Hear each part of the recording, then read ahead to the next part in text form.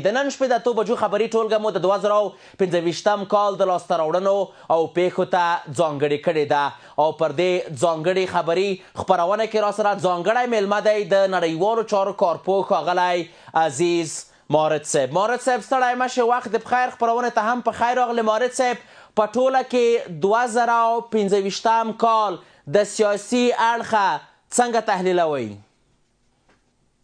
مننه جناب لاله صاحب محترم، تاسو قدرمنو تلویزیون لیدونکو اوریدونکو ته او تخنیکي همکارانو ته سلامونه او احترامات. وعلیکم سلام. ګوره د هر شی په خپل زمان، په خپل شرایطو، په خپل وخت، په خپل امکاناتو باندې او د ماحول په حالت باندې ارزیابي کیږي. یعنی که موږ یو وخت کې زه تاریخ مطالعه کوو چې فلاني امیر په وخت کې څنګه حالت و، دا باید مطالعه کوو چې دغه شرایط څنګه و، وضعیت څنګه و، امکانات څنګه و او ګاونډیان څنګه و. دا حالت کې بیا ښه مقایسه او دا شی کېږي. نو بنا 2015 کال یو خو له ټول نه ډېره لویه داستانونه دا وه چې جګړه نه وه، چې دنیا آباد دی، چې خپل انسان پکې نه وي نو هغه انسان بیا د دنیا څه کوي. د ورځې مثلا 300-400 مړي که په هر عنوان و، که د جهاد په نوم، که د کمونیست په نوم، که د امریکایي په نوم، که د روس په نوم، که د کافر په نوم، که د مسلمان په نوم. جنګ د افغان و، افغان وژل کېده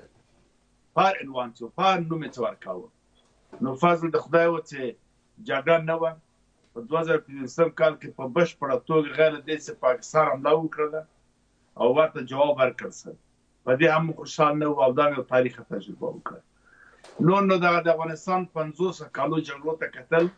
تقریبا 50 کاله یا 40 کاله یا 40 کاله په افغانستان کې هر ډول رژیم تجربه سره سقوط د رژیمونه راغلی. سقوط د رژیم تقریبا لاس 15 کاله، لا 15 کاله افغانستان یو مملکت شاته غورځوي. بیا خصوصا افغانستان کې تجربه ډېره ترخه کېږي، هغه په دې چې هر څه له صفر نه شروع کېږي، تداوم ته هغه نه ورکوي، وخت نه ورکوي یا استفاده نه کېږي. هر څه ړنګېدله،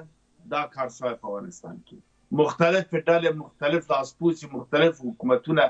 تر غیر له ګاونډي حکومتونو چې مستقیم مداخله یې کول، خصوصا بیا پاکستان، ایران، تاجکستان. 52 هېوادونه هم په افغانستان کې شتون را ځان تجربه کړ. کورنۍ جګړې ته وسوله تر دې اندازې پورې چې تر رقص مرده و نه پېږم فلان پستانه پورې دلته ظلمونه وسوله. کورنۍ جګړه کې هر څه بنیاد له منځه لاړه، اقتصاد له منځه لاړه، زراعت لاړه، مواشي و هر څه له منځه لاړله. دلته ډېر مختلف ډلې تپلې پیدا شول، یو بل سره ولټکول. اقتصاد صفر ته ورسېده، مملکتونو سره اړیکې څو وارې غوڅې شولې، سفارتونه وتړل شول، لاړله. دې ته په کتو په دې امکاناتو کې نو بنان بیا سړی عادلانه قضاوت وکړي، ووایي چې طالبان یا امارت اسلامي چې کله راغی، تحریم پر دې باندې و، تر اوسه پورې شته. پیسې هغه شتمنۍ چې په اول کې دوی باید پې شروع کړی او پیل کړی وای ډېر ښه، هغه کنګل شولې. به وایو چې هغه پیسې بل هغه ده، خو بیا هم د افغانستان سرمایه وه. ټول لیست کې دوی نومونه وه، سفارونه، بندیزونه پرې لګېدلي وه، دننه زینتونه مختلف وه، جمهوریت کسان ټول د دوی مخالف وه، تر هغه چې دوی هویت په کراکرا فضل کېده. پالیسي د انجلیکان د مکتبونو باندې. مارد صاحب ویل کېږي چې په ډېره بښنې سره په دغه 2015 کال کې چې کومې اقتصادي پروژې تطبیق شوې، د بېلګې په توګه کابل ښار جوړونې کومه پروژه چې ده، د خوشتېپې کانال، نورې کومې پروژې چې دي، وایي ډېر مثال کم موندل کېږي په تاریخ کې چې دا ډول اساسي کار دی د افغانستان اقتصاد ته شوی وي. بالکل منظور مې همدا و چې په دې کم امکاناتو کې په دومره مشکلات چې ما یاد کړل، دلته سیاسي لحاظه چې مملکتونه په رسمیت نه پېژني، 45 هېوادو سره اړیکې تامین شولې، مستقیم یا غیر مستقیم. دلته ډیپلوماتانو سیاسي اړیکې سره جوړې شولې، پلاوي لاړل راغلل، مختلف هېوادو ته سفرونه وشول، مختلف هېوادونه کسان راغلل. د ملګرو ملتونو د یونما دفتر ساتنه په افغانستان کې د هغې حفاظت کول او یو لاره جوړېدل د ملګرو ملتونو سازمان سره، دا هم یو لاسته راوړنه ده. بعضې مؤسسات په افغانستان کې اوس هم ستر مرستې کوي، د دوی پالنه ساتنه حتی تر دې اندازې پورې د امنیت په لحاظ باندې خلک ته څو سیلانیان له مختلفو هېوادونو همدغه امنیت ته که راشو مارد صاحب په 2015 کال کې داسې خپله کور دننه خاص امنیتي پیښې ترسره نه شوې چې خلک دې یا وویرېږي یا تر ټولو یا هم په ټوله کې په ښارونو کې د شپې هم خلک ګرځي راګرځي بغیر له ډار څخه چې کوم غل سارق رانشي دغه خپل ذات کې څومره غټه لاسته راوړنه ده بهرنیان راځي بالکل ما هم دا ویل چې داسې د امنیت کې دلته افغانستان کې او وزن نه وي جګړه نه وي دا په خپل ذات کې هر څه نور تظاهرات نه وي بیا نور خپله کې سیاسي اړیکې اقتصادي ټولنیز جوړېږي خو په هر صورت باندې په اقتصادي چارو کې معدنونه چې دا تقریبا 200 کال راسپړل شوي نه وو کله چې تثبیت شوي وو هغوی استفاده پیل شوله سیستم ورته جوړ شه سړکونه مثلا جوړ شول د خلکو تکلیفونه چې افغانستان کې په بندو باندې کار وشو د اوبو مهارولو ته پلانونه جوړ شوي دي قوانین د ترافیک منظم شوله خپله قانون په خلک باندې پلی کېږي یعنې نظم د عامه ساتل کېږي دا په خپله یو ډېر زیات تاثیرات لري ښار جوړېدل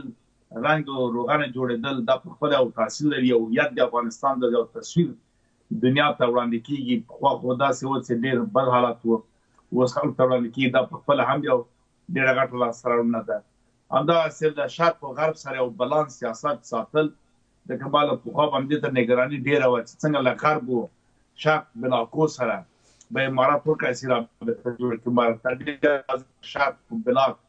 روسیې په رسمیت وپېژانده او امریکا ته دا اوسه پورې دیواله د ترکونه پورې هم ډاکټر خلیزاد راغلی همدا ویل چې نه وایي باب د خبرو به موږ پیل کوله چین سره هم اړیکې جوړېدل د همسایګانو د تجاوز سره هم داسې یو لاره جوړېدل چې افغانستان خطر ونه ویني دا په خپل ذات کې له ایران سره مثلا چې همیشه په افغانستان لاسوهنې کولې تاجکستان چې موږ ډېر زیات تباه کړي وو دوی سره اړیکې جوړېدل مخالفینو ډېر غرض نه کول دا په خپل ذات کې بعضې تبلیغات چې دي خلک کوي هغه باندې خلک کېږي مثلا خپل یو کس مړ کړي بیا وایي چا طالب وازه مرموز کشته شد یا مثلا نور مشکلات جوړېږي فلم کې بل یو غاړي وداده کړی هغه مې احساس ډېره زیاته مننه یعنې په ټوله کې موږ ویل چې موفقه وه کم امکاناتو کامیاب و که دوی امکانات ډېر درلودلی اوس به یقینا افغانستان به په 4 کالو کې 40 کاله رشد کړی و خو متاسفانه چې امکانات کم دي په کم امکاناتو کې له ټول نه بله وروستۍ خبره زه وکړم دغه زورګویي فساد غلا چور چپاول لنډغري او دغه مسایل چې افغانستان داسې زور زیاتی او توپک او وسله ګرځول بدون موجه نه په ښار کوڅو کې راوتلو خلک ویشتل او فساد دغه چې ورک شوي دې ته خلک ډېر زیات خوشحاله او بل په ټوله کې آخري خبره شریعت تطبیق څه کور آباد مارد صاحب کور آباد په خپرونه کې ستاسو حضور څخه نړۍ منندوی یم کور مو آباد